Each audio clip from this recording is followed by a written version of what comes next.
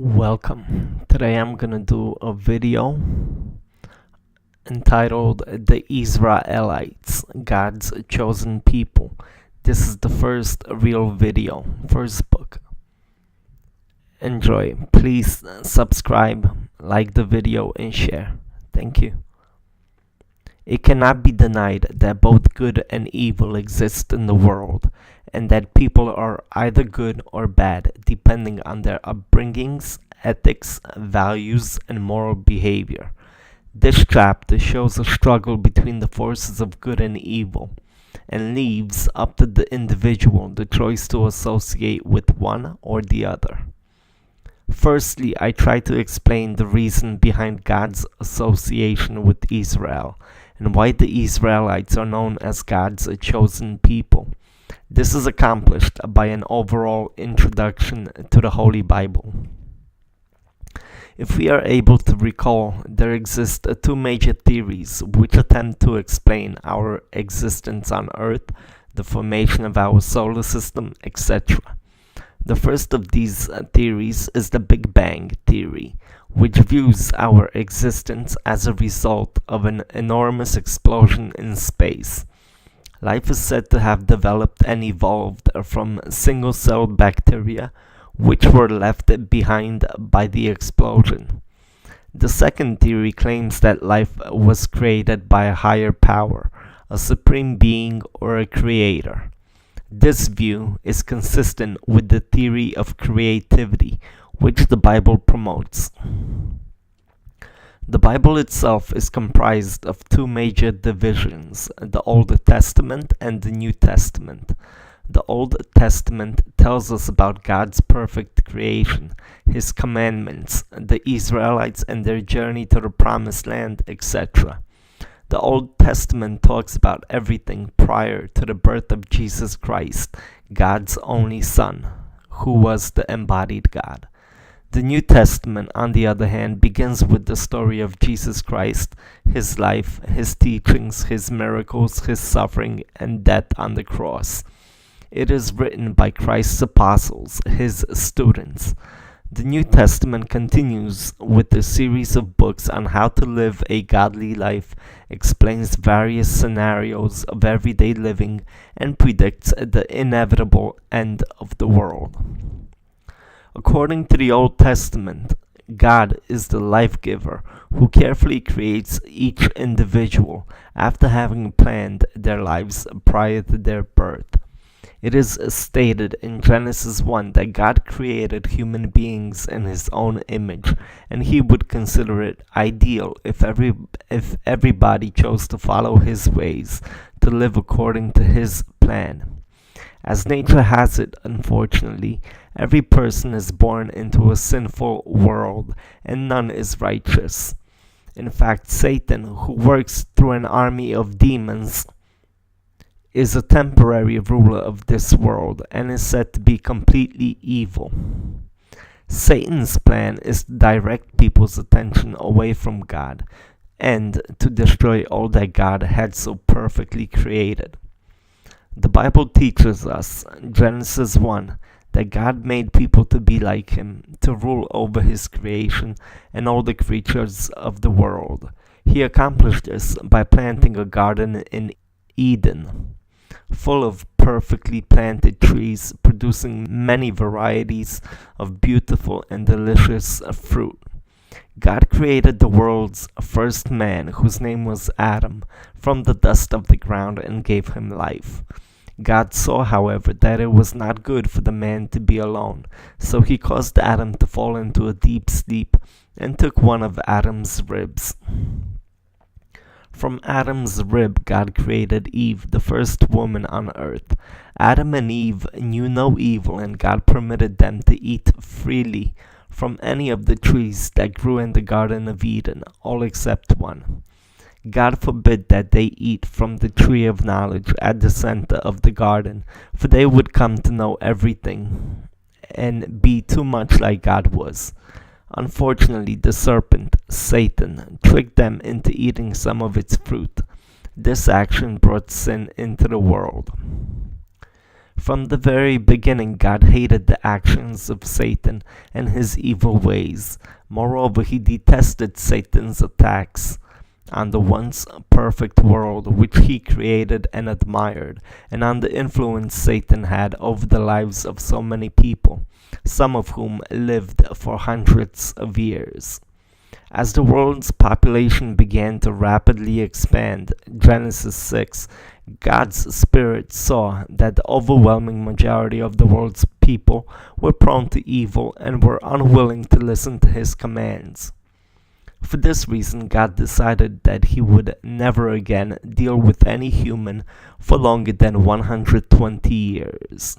This accounts for man's current natural lifespan. As time went on, the Lord found favor in a select group of Israelites whom He considered dear to His heart, because they chose to live according to His ways. God blessed them and solemnly swore to bless their generations. He decided to live among them. Unfortunately, Satan was hard at work, and the overwhelming majority of Israelites still rejected his rules. God especially detested and in fact forbid the worshipping of any other gods. When such behavior became prevalent among the people, it broke His heart, and He decided to wipe out the human race. God accomplished this feat by flooding the earth and killing all but the selected group of individuals and animals who were saved by Noah's Ark. As the flood was blown away by God's wind and the land dried, humans and animals began to repopulate the earth. They refused, however, to stop their sinful ways, and God brought famine to their land. Generations passed before a man of Israelite descent, whose name was Abram, was born. God later changed Abram's name to Abraham. God appeared to Abram, Genesis 12, and told him to leave all which he knew at the time and to go to the land that the Lord Himself would show him. When they arrived there, the land was inhabited by the Canaanites, but the Lord promised that one day it would all belong to Abram's offspring. This land ran from the border of Egypt to the great Euphrates River and was to eventually become the promised land of the Israelites.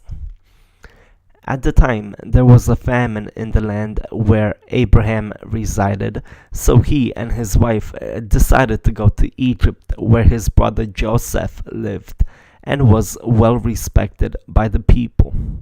When they arrived in Egypt, Joseph spoke to Pharaoh, who was the ruler of Egypt, on Abram's behalf, and Pharaoh gave land to Abram and his family.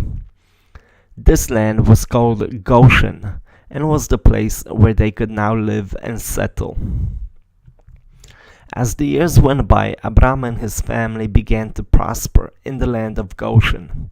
Through the generations, the Israelites grew in great numbers and were becoming quite powerful, and their rapid expansion was seen as a possible threat to Egypt. As a result, the Egyptians started to treat them harshly, eventually making the Israelites their slaves.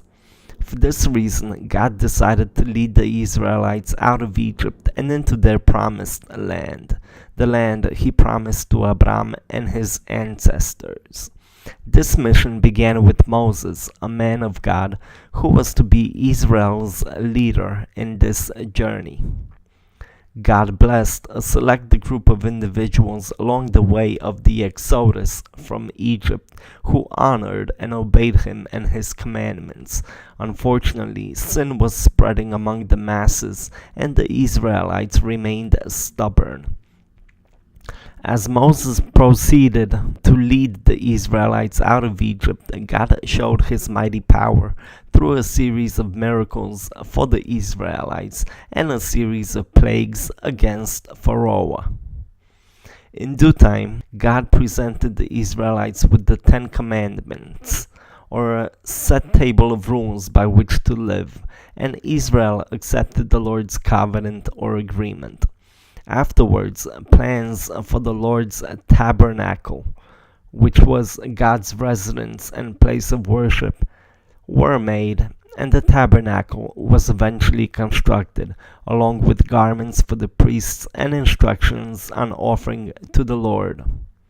This is Exodus. The tabernacle was to be carried as the Israelites traveled and served as a symbol of the Lord's almighty power and greatness. The tabernacle was proof that God was among them. The Ten Commandments, as presented by God during the Exodus out of Egypt.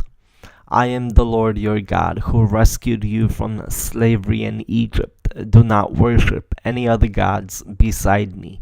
Do not make idols of any kind, whether in shape of birds or animals or fish. You must never bow down to them, for I, the Lord your God, am a jealous God, who will not share your affection with any other god. I do not leave unpunished the sins of those who hate me, but I punish the children for the sins of their parents to the third and fourth generations. But I lavish my love on those who love me even for 1,000 generations.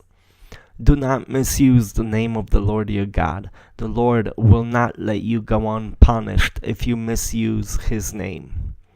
Remember to observe the Sabbath day by keeping it holy. 6 days a week are set apart for your daily duties and regular work, but the seventh day is a day of rest dedicated to the Lord your God. Honor your father and mother, then you will live a long, full life in the land the Lord your God will give you. Do not murder, do not commit adultery, do not steal, do not testify falsely against your neighbor. Do not covet your neighbor's house. Do not covet your neighbor's wife, male or female servant, ox or donkey, or anything else your neighbor owns. These were the rules God gave to his people while on their way out of Egypt into their promised land. My intended purpose in summarizing portions of Genesis and the Exodus is to show the reader that God lived among the Israelites, his chosen people, because he loved a select group of them, Noah, Aaron, Moses, etc., who listened to the Lord's commandments and obeyed him. Moreover, they prayed for and begged the Lord to be merciful to his own people, Israel. The Lord did not decide to live among the Israelites because they were righteous, for they were not. The Israelites were a stubborn people who rejected most of God's commands. Thank you. Hope you enjoyed. Please like, share, and subscribe. Thank you.